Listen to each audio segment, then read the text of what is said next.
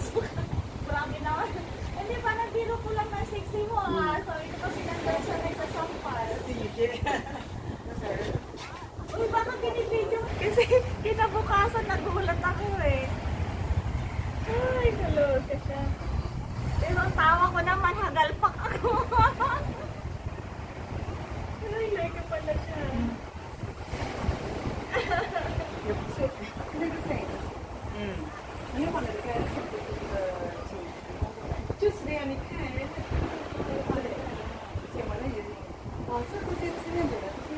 Saya ni Kulit. Nakangiti si Kulit.